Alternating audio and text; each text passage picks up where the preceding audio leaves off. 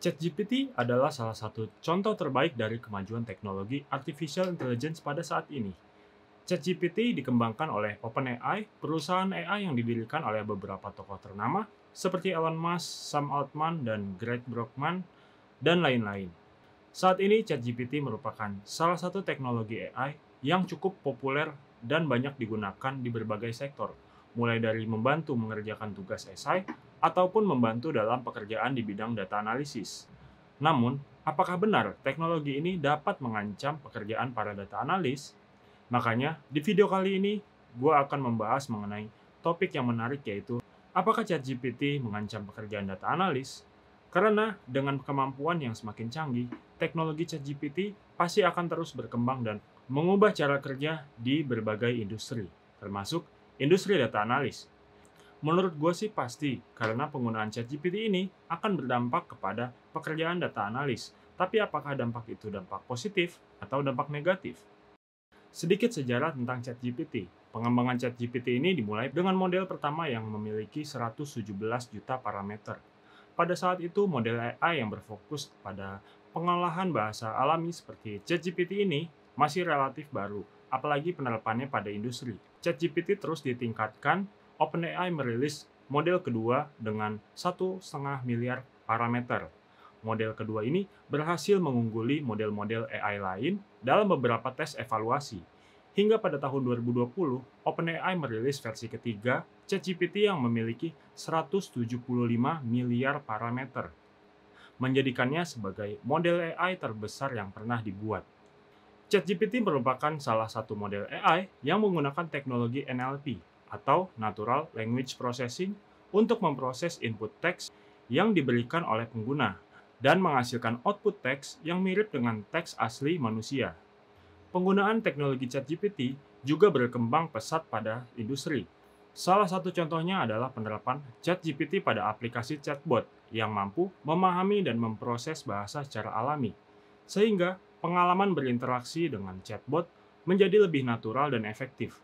Selain itu, ChatGPT juga digunakan pada beberapa aplikasi pemrosesan bahasa lainnya, seperti penerjemah dan penulisan otomatis. Salah satu keunggulan dari ChatGPT adalah kemampuannya untuk mempelajari bahasa manusia dengan cara yang sangat efektif. Karena ChatGPT dilatih menggunakan data teks dari internet, seperti artikel, buku, dan korpus teks lainnya, sehingga dapat menghasilkan output yang sangat mirip dengan teks manusia. Dalam proses pengolahan natural language, ChatGPT menggunakan model bahasa transformer yang dikembangkan oleh Google. Model ini mampu memproses sejumlah besar data teks dengan sangat cepat, sehingga dapat menghasilkan output yang berkualitas tinggi dalam waktu yang singkat. Selain itu, ChatGPT juga memiliki kemampuan untuk menyesuaikan teks berdasarkan konteks yang diberikan, sehingga memberikan output teks yang bisa nyambung dengan input yang kalian berikan. Namun, seperti halnya teknologi lainnya, ChatGPT juga memiliki kekurangan. Salah satu kekurangan utama dari ChatGPT adalah kemampuannya untuk mengenali kesalahan dalam input teks yang diberikan oleh pengguna. Meskipun demikian, ChatGPT tetap menjadi salah satu teknologi AI yang paling menjanjikan dalam bidang pengolahan natural language. Kemampuannya untuk menghasilkan output teks yang mirip dengan manusia telah membuka banyak peluang dalam berbagai bidang, seperti bidang kreatif, marketing, bahkan penelitian. Namun penting untuk dicatat bahwa ChatGPT hanya merupakan alat atau model bahasa yang dapat menghasilkan teks dan tidak memiliki kemampuan untuk memilih atau berpihak pada pandangan atau opini tertentu. Maka, penting bagi pengguna ChatGPT untuk menggunakan model ini dengan bijak dan bertanggung jawab, agar menghindari penggunaannya yang dapat menimbulkan kontroversi atau merugikan orang lain. ChatGPT memiliki potensi yang sangat besar dalam bidang data analis, dengan kemampuannya untuk generasi teks otomatis, penerjemahan bahasa, dan menjawab pertanyaan.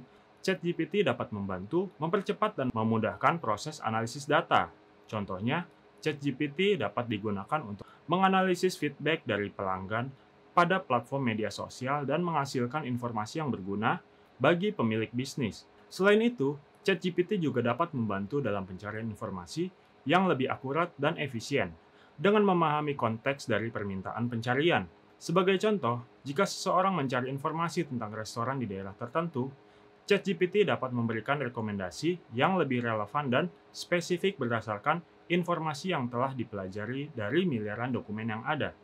Dalam bidang data analis, ChatGPT dapat digunakan untuk memprediksi tren dan pola dari data yang ada, bahkan membantu perusahaan dalam membuat keputusan bisnis yang lebih baik. Contohnya, ChatGPT dapat digunakan untuk mengenerate kode untuk menganalisis data penjualan agar dapat memprediksi kenaikan atau penurunan permintaan di masa depan, supaya perusahaan dapat mengambil tindakan yang sesuai untuk meminimalkan risiko dan meningkatkan keuntungan.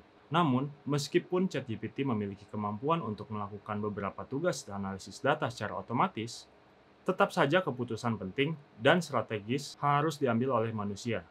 Dalam bidang data analis, keahlian manusia masih sangat dibutuhkan dalam melakukan interpretasi hasil analisis, menentukan prioritas dalam pengambilan keputusan, serta membuat strategi bisnis berdasarkan data yang dianalisis. Oleh karena itu, ChatGPT tidak bisa menggantikan posisi data analis secara keseluruhan, namun bisa membantu dan mempermudah pekerjaan data analis dalam menganalisis data. Jadi, sebagai data analis, kita perlu memahami dan menguasai teknologi seperti ChatGPT agar dapat memanfaatkan secara optimal dalam memproses dan menganalisis data. Kita juga perlu mempertimbangkan kelemahan dan kelebihan dari ChatGPT dan teknologi lainnya dalam memilih alat terbaik yang sesuai dengan kebutuhan analisis data. Dengan memadukan kemampuan ChatGPT dan keahlian data analis, kita dapat meningkatkan efisiensi dan akurasi dalam menganalisis data.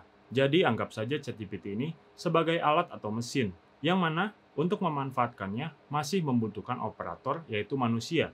Tapi untuk bisa mengoperasikannya pasti membutuhkan pemahaman dan keahlian. Makanya dengan hadirnya ChatGPT ini justru bisa jadi kesempatan untuk kalian mempelajari cara menggunakannya supaya kalian bisa lebih produktif dan lebih efisien dalam menyelesaikan tugas-tugas kalian. Buat kalian yang masih belajar data analis, kalian bisa menggunakan ChatGPT ini sebagai mentor yang bisa mengkoreksi dan menyederhanakan kode yang kalian buat, ataupun menjawab berbagai pertanyaan terkait data analis. Sekian video gua kali ini dan terima kasih sudah menonton.